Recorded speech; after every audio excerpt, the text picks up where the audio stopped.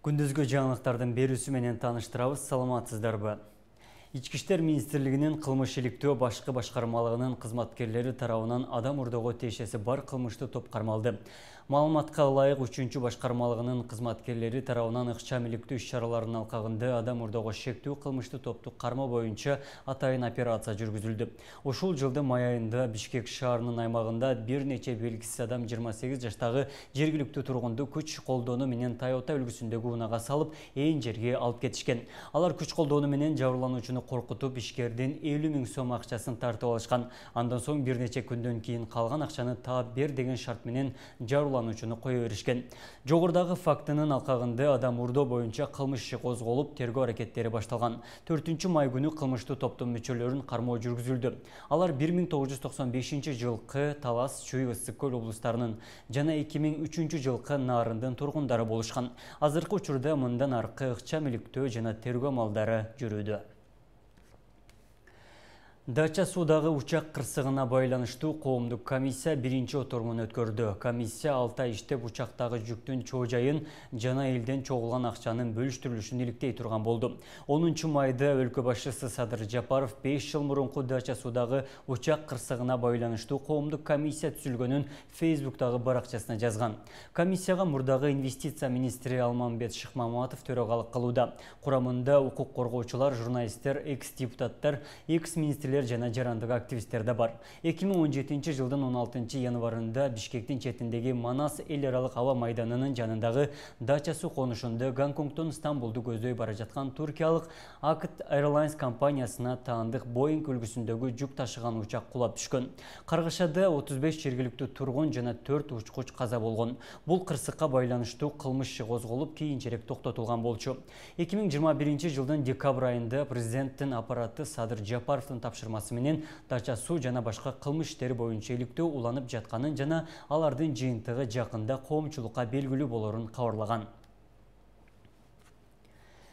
Баткен облустук администрациясынын аппарат башчысынын кош жарандыгы аныкталды. Бул тууралуу Улуттук коопсуздук мамлекеттик комитетинен билдирди.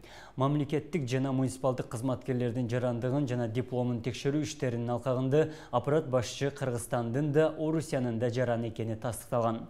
Айта кетсек, 2018 жылдын апрель айында ал облустук администрациясынын коргоо жана укук тартиби башкармалыгында кызматкер болуп турганда ага мамлекеттик сырды билүү укугу берилген. Ал учурда башка өлкөнүн да жараны экени жашырып койгон. Далилдүү фактыларга ылайык токтоосуз кызматтан алуу сунушу президенттин Баткен облусундагы өкүлчүлүгүнө жөнөтүлгөн. Айта кетсек, Баткен облустук администрациясынын аппаратын Ураимов Алихан Ураимович жетектейт. Бишкектеги ботаникалык бактын жерин башка бирөөлөргө өткөрүп берүүгө тыюу салган парламенттик токтом депутаттардын колдоосуна ээ болуп 67 добуш менен кабыл алынды.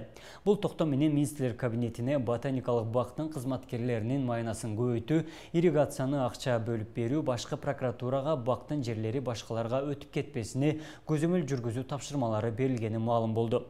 Эл өкүлү Дастан Бекишев апрель айынан тартып кызматкерлердин айлыгы көбөйтүлгөнүн, милиция ботаникалык бактын аймагына видео байкоо камераларын орнотууга убада бергенин кошумчалады.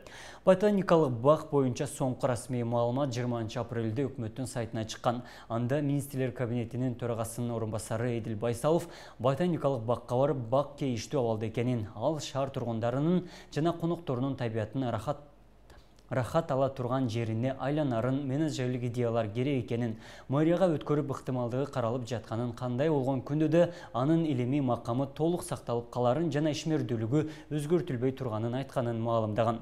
1938 жылы негизделген ботаникалык бак институтунун жалпы аянты 170 гектар, анын 150 гектары Акунбаев көчөсүндө, 20 гектары Горький көчөсүндө жайгашкан.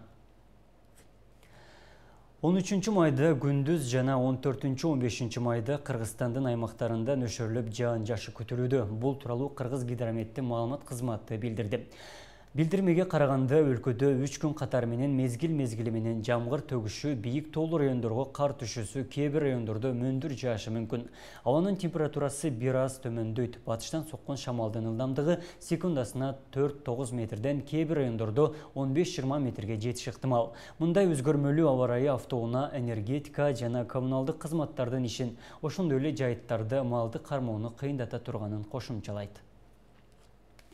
Дүйнөлүк банктын маалыматы боюнча 2050 жылга чейин 2216 миллионго чейин адам миграцияга аргасыз болушу мүмкүн. Негизинен кургакчылыкка байланыштуу Бириккен Улуттар уюму дүйнө түшүмдүн жоголушуна, ачарчылыктын жана өлүмдөрдүн көбөйүшүнө туш болуп жатканын билдирди. Бирок тобокелге азыраак өнүккөн өлкөлөр гана эмес, дыйканчылык практикасы жана климаттын өзгөрүшү дүйнө жүзү боюнча барган сайын көбүрөөк аймактарга таасирин тийгизүүдө. Калифорниялык ысык толкуну ага мисал. Соңку сааттарга алынган маалыматтар мына ушулар болду. Толукталган чыгарылыш менен саат 19:00 таныша аласыздар. Мен сиздер менен коштошом. Бизден алыстабаңыздар.